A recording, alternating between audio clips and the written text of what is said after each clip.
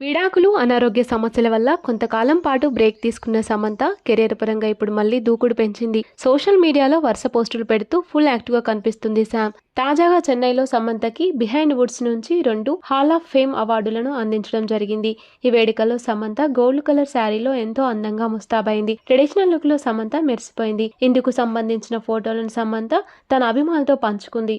తమ అభిమాన నటి అవార్డు అందుకోవడంతో తమ సంతోషాన్ని కామెంట్ల రూపంలో తెలియజేస్తున్నారు ఆమె ఫ్యాన్స్. అందులో ఒక ఫోటో మాత్రం నెటిజన్ల దృష్టిని ఆకట్టుకుంటుంది.